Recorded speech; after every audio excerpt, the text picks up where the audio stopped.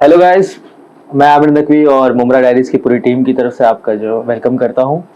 दोस्तों, जैसे कि मुमरा डायरीज का एक एम है, एक मोटिव है कि ऐसे लोगों को हाईलाइट करें जो मुमरा के लिए डायरेक्टली और इनडायरेक्टली कुछ ना कुछ कर रहे हो, चाहे वो सोसाइटी के लिए कर रहे हो, चाहे वो किसी भी तरह से अपना नाम कमा रहे हो और मुमरा को एक डायरेक्शन, अलग डायरेक्शन दे रहे हो। तो आज हम ऐसी शख्सियत से मिलने, ऐसी पर्सनालिटी से मिलने आए हैं जिनको मैं जितनी भी तारीफ करूं उतना कम है। तो आज हम डॉक्टर कमाल अंजार सर के पास आए हैं। दोस्तों, डॉक्टर कमाल सर जो कि फाउंडर और चेयरमैन हैं अल हिदाया ग्रुप ऑफ इंस्टीट्यूशन के, जिनके कई स्कूल्स और कई ब्रांचेस हैं। तो आइए सबसे पहले तो उनका इस्तकबाल करते हैं और उनका वेलकम करते हैं। डॉक्टर सलाम अलैकुम। अस्सलाम रहमतुल्लाहि व बरकातुहू। सर, सबसे पहले तो बहुत बहुत शुक्रिया कि आपने हमको अपना वक्त दिया। आमिर सर, शुक्रिया तो मैं आपका अदा करना चाहूँगा और आपकी पूरी टीम का, कि जिसने मुझे मुमरा डायरी में मुझे अपने आप को प्रेजेंट करने के लिए और मुमरा में हम लोग क्या कर रहे हैं या मैं क्या कर रहा हूँ उसको प्रेजेंट करने के लिए आपने मौका दिया। सबसे पहले मैं अपना तारुफ करा दूँ कि मेरा नाम है डॉक्टर कमाल अंजर सैयद, जो कि मैं प्रोफेशनली डॉक्टर हूँ और मुमरा में प्रैक्टिस भी करता हूँ। उसके साथ में मैं अल हिदाया ग्रुप ऑफ इंस्टीट्यूशन का चेयरमैन हूँ। इसके पहले हमारे अजीज़ दोस्त, अजीज़ साथी जिनका कोविड में इंतकाल हो गया, अबू साद शेख, वो फाउंडर और चेयरमैन साथ में दोनों आदमी ने मिलकर हमने शुरू किया था, वो थे। उनके इंतकाल के बाद जिम्मेदारी मेरे कंधों पे आई है और अल्हम्दुलिल्लाह मैं जो है इस चीज़ को लेकर के आगे चल रहा हूँ, आगे बढ़ रहा हूँ। मैंने जो है मालेगांव से BMS किया 1990 में। उसके बाद मैं मुमरा में आकर के अपनी प्रैक्टिस शुरू किया। उस वक्त मुमरा कुछ भी नहीं था। मुमरा तो जो है 92 की राइट के बाद से आगे बढ़ा है और काफ़ी लोग वहाँ से शिफ्ट होके आए हैं और मुमरा में तरक्की शुरू हुई है। और असल तरक्की अगर देखी जाए तो मुमरा की 91 के बाद से 2009 के बाद से शुरू हुई है, जो बहुत ज़्यादा डेवलप हुआ है मुमरा। और मैंने मुमरा के हर उतार चढ़ाव को देखा हुआ है कि मुमरा में शुरुआत में क्या हाल था, उसके बाद बीच में क्या हाल हुआ है, आज क्या हाल है। और मैं चूँकि डॉक्टर हूँ, मैं प्रैक्टिस भी करता हूँ, तो मुझे हर किस्म के मरीजों से मिलना, हर चीज़ों के और उसके साथ में मेरी शुरू से एक आदत थी कि अगर मैं अपनी ज़िंदगी में कुछ खिदमत कर सकूं उम्मत के लिए, तो मैं अपने आप को बहुत खुशनसीब समझूंगा कि मैंने उम्मत के लिए कुछ किया। इसी सोच को लेकर के मैं और हमारे दोस्त अबू साद शेख साहब ने, हम लोगों ने एक ट्रस्ट कायम किया, अल हिदाया सोशो एजुकेशनल ट्रस्ट।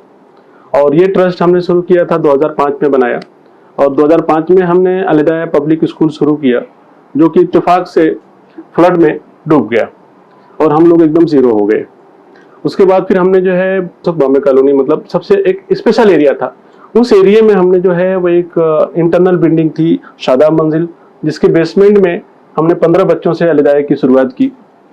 और अल्लाह तबारक तआला ने हमारी कोशिशों को और हमारी मेहनतों को कबूल किया और ये बच्चे बढ़ करके 50 हुए, 100 हुए, फिर 200 हुए और आज अल्लाह का करम है कि हमारे पास 6,500 बच्चे हैं, 450 का स्टाफ है।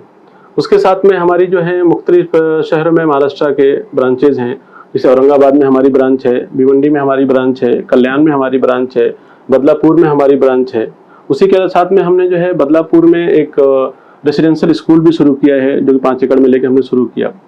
हमारा मकसद ये है कि हमारे बच्चे, आज के दौर में हमारे बच्चे तालीम के मामले में काफ़ी पीछे हैं, तो हम लोग चाहते हैं कि इस चीज़ को लेकर आगे बढ़ें और अल्हम्दुलिल्लाह उसको लेकर हम आगे बढ़ रहे हैं।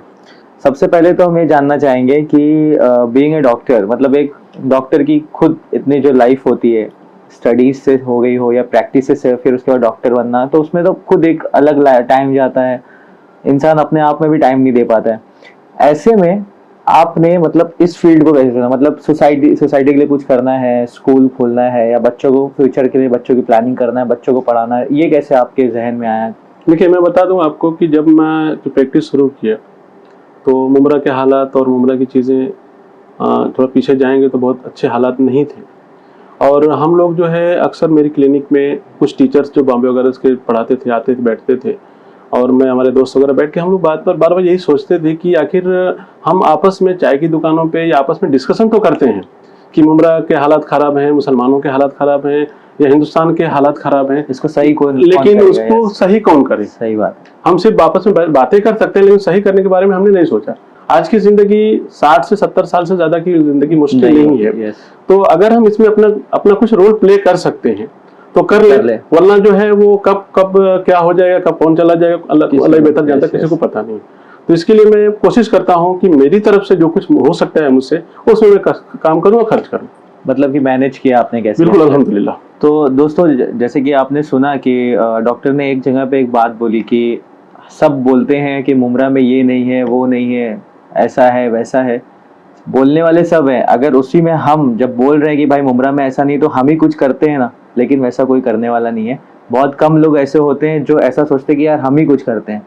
तो डॉक्टर साहब, मेरा ये सवाल है कि मुमरा में जैसे कि एजुकेशन को लेकर आपका क्या मतलब एक जहन में आता है कि मुमरा की अभी एजुकेशन लेवल कितना जा रहा है, कैसा ग्रोथ है? और इसी में एक और सवाल मैं ऐड करता हूँ कि डेवलपमेंट में एजुकेशन कितना अपना रोल प्ले करता है?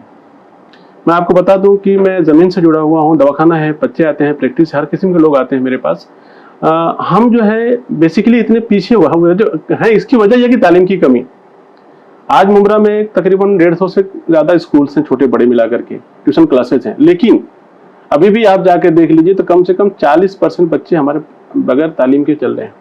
40%। आप गुलाब पास में मार्केट में चले जाइए, कोई बच्चा तीसरी पास है, कोई बच्चा चौथी पास है, कोई बच्चा 5वीं पास है। बहुत हुए 10वीं तक गए हैं, वो सब बच्चे ही हमारे बच्चे हैं। तो ये सब देख करके, ये सब सोच करके कि भाई हम जो है तालीम में अगर आगे, अपनी उम्मत तालीम में आगे बढ़ती है, और जब तालीम में आगे बढ़ेगी तो यकीनी बात है कि वो कहीं भी किसी भी रोल में, अगर हमारा बच्चा अच्छा डॉक्टर बनता है, अच्छा इंजीनियर बनता है, अच्छा IAS ऑफिसर बनता है, अच्छा पुलिस वाला बनता है, अच्छा मिलिट्री में जाता है, जिस फील्ड में भी, जब उसको हर जगह तालीम की जरूरत है। तो अगर हम तालीम को लेकर चलते हैं तो इंशाल्लाह हमारे बच्चे उसमें कामयाब होंगे और देश की उन्नति में हिस्सा लेंगे। दूसरी चीज क्या है कि आपने देखा है कि आज एक से बड़े एक स्पेशलिस्ट डॉक्टर हैं, एक से बड़े एक इंजीनियर्स हैं, एक से बढ़ के ऊंचे साइंटिस्ट हैं, हर प्रोफेशन में लोग हैं। लेकिन उसके साथ में आज हम किसी हॉस्पिटल में जब जाते हैं अपने मरीज को लेकर के, तो वहां से गाली देते हुए आते हैं कि डॉक्टर ने काट लिया, डॉक्टर ने लूट लिया। तो हमारी कोशिश थी कि हम अपने बच्चों को एक अच्छा इंसान बनावें, तालीम के साथ उनकी तहजीब भी दें, उनको एहसास हो कि हम जो कुछ कर रहे हैं अल्लाह हमको देख रहा है, ऊपर वाला हमको देख रहा है, हमको उनको जवाब, अल्लाह को जवाब देना है। तो कम से कम ये जो करप्शन है, ये जो बुराइयां हैं, ये जो चीजें हैं, वो हो सकता है इंशाल्लाह उससे वो कम हो। तो हम लोगों ने इसीलिए अपने स्कूल में, हमारा स्कूल इंग्लिश मीडियम स्कूल है, प्योर इंग्लिश मीडियम स्कूल है, लेकिन हमने उसमें जो है कुरान और तरबियत उसको उसमें दाखिल किया, ताकि हम अपने बच्चों को अच्छी तरबियत दे सकें, ताकि जहां भी वो रहें लोगों की खिदमत कर सकें, लोगों को काम आ सकें, और जब लोगों के काम आएंगे तो अल्लाह ताला आपके काम आएगा। जी सर, आपने बिल्कुल सही कहा। तो मेरा सवाल, अगला सवाल ये है कि आपके स्कूल में ऐसी क्या खास, मतलब क्या स्पेशलिटी है, क्या खास बात है जो दूसरे स्कूल से बिल्कुल अलग हो? हमारे व्यूवर्स भी जानना चाहते हैं, उनको बताइए। कि आज के दौर में नहीं बल्कि हर दौर में बच्चों को डेवलपमेंट के लिए खेल कूद जरूरी है जी। और एज ए मुस्लिम हमारा मसला ये होता है कि हमारे बच्चों को, हर मुस्लिम चाहता है कि हमारा बच्चा अच्छा पढ़े, कॉन्वेंट में जाए, अच्छे स्कूलों में जाए, अच्छे चीज़ों, लेकिन हमारी जो दीनियात है, हमारा जो कुरान है, उसके साथ में भी वो पढ़े। तो इस चीज़ को देखते हुए, और गवर्नमेंट भी चाहती है कि जो हमारे मदारिस हैं उसमें साइंस और इंग्लिश और मैथ वगैरह पढ़ाया जाए, ताकि मुस्लिम उम्मत भी, उसके साथ में मुस्लिम कौम भी आगे बढ़े। ये गवर्नमेंट की भी ख्वाहिश है, गवर्नमेंट भी चाहती है। तो हम लोगों ने जो है अपने स्कूल में ये सोचा है कि क्यों ना हम दीनियात को अपने स्कूल में शामिल करें, और इसमें हमने नाजरा कुरान अपने स्कूल में रखा, हमने दीनियात रखा अपने स्कूल में, और हमारी कोशिश ये है कि हमारे बच्चे कुरान यही मुकम्मल कर लें। उसकी एक सिंपल सी आपको मिसाल बताता हूँ कि हमारे बच्चे, जो हमारे मुस्लिम कम्युनिटी के बच्चे हैं, सुबह 7 बजे उठते हैं, बच्चा पहली में है, वालिदैन उसको तैयार करते हैं, उसके बाद स्कूल लेके जाते हैं। 7 बजे से 1 बजे तक बच्चा हमारे स्कूल में रहता है, स्कूल में पढ़ता है, उसके बाद घर आता है। अच्छा, घर आता है बच्चा, तो अभी तो छोटा सा बच्चा है, 5-6 साल का बच्चा है, 5-5.5 साल का बच्चा है, उसको आपने 6 घंटा वहाँ पे स्कूल में रख दिया। उसके बाद घर आता है, फिर माएँ जो है बच्चे को लेके परेशान होती हैं, जल्दी बेटा कुछ खा लो, और उसके बाद उसको लेके जाती हैं अरबी छोड़ने के लिए। वहाँ पे 2 घंटा अरबी के लिए बच्चा जाता है। 2 घंटा अरबी पढ़ के जब बच्चा वहां से आता है तो उसको तकरीबन 5 या 6 बज जाते हैं। उसके बाद बच्चे को खेलने का मौका तो नहीं मिलता है, लेकिन ड्रेस चेंज करके फौरन बेटा तो ट्यूशन चला जा। 2 घंटा ट्यूशन वाले लेते हैं। अब वो 2 घंटा ट्यूशन में जाने के बाद बच्चे को तकरीबन 9 बजे तक, 8:30 बजे तक बच्चा घर आता है। घर आने के बाद बच्चे के साथ प्रॉब्लम क्या होती है कि उसका स्कूल का होमवर्क बाकी रहता है, उसका ट्यूशन का होमवर्क बाकी रहता है, उसका दिनयात का याद करना रहता है। अब ये बच्चा हमारा सुबह जो बच्चा उसको खेलने का वक्त होता है उसको मिलता नहीं है। सुबह से लेकर के बच्चा रात में 8 बजे तक, 9 बजे तक, 10 बजे तक कभी कभी पेरेंट्स जो है उसके होमवर्क को पूरा करते हैं, वो बच्चा नहीं कर पाता, इसलिए कल स्कूल में दिखाना है।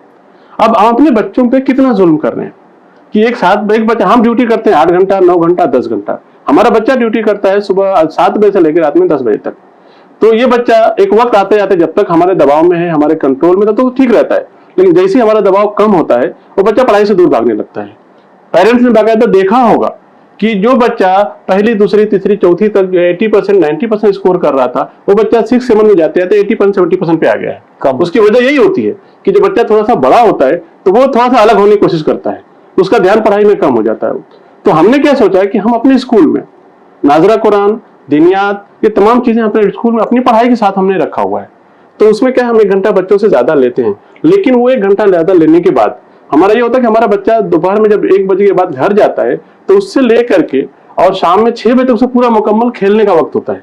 उसको दिनियात नहीं जाना है, उसको अरबी नहीं जाना, कहीं और नहीं जाना। तो बच्चे को खेल जो है बच्चे के लिए बहुत जरूरी है, बच्चे के ग्रोथ के लिए, ये साइंस ने भी प्रूव किया है। और इसके हिसाब से हम अपने बच्चों को पूरा मौका देते हैं। उसके बाद हम पेरेंट्स से रिक्वेस्ट करते हैं अपने पेरेंट्स से कि बजाय बच्चे को ट्यूशन भेजने के आप 2 घंटा सिर्फ अपने पास लेके बैठ जाइए, जो उसका वर्क है, जो होमवर्क है वो करा दीजिए, ताकि बच्चा उस चीज को कंप्लीट कर ले और बच्चे को कहीं और जाने की जरूरत न पड़े, कम वक्त में उसको ज्यादा काम हो जाए। मैं आपको बता दूं कि हमने देखा है कि जो पेरेंट्स इस रास्ते पे चले हैं बगैर किसी ट्यूशन खर्च किए हुए, उनके बच्चे अच्छे स्कोर किए हैं, अच्छे मार्क्स ला रहे हैं और पढ़ने में काफी आगे जा रहे हैं, खेलने में भी जा रहे हैं और उनका फालतू वक्त नहीं जाता है। दूसरी चीज हमने अपने वहां मार्शल आर्ट रखा है, हर बच्चों को कंपलसरी किया है। तो मार्शल आर्ट में जो जब बच्चे ट्रेनिंग लेते हैं तो उनको जो है स्टेमिना की जरूरत पड़ती है। तो बच्चे किसी नशे की तरफ नहीं देखते कि भाई कोई नशे की तरफ देखें कि मतलब कि जब कुछ गलत चीज करेंगे तो स्टेमिना खत्म हो जाएगा।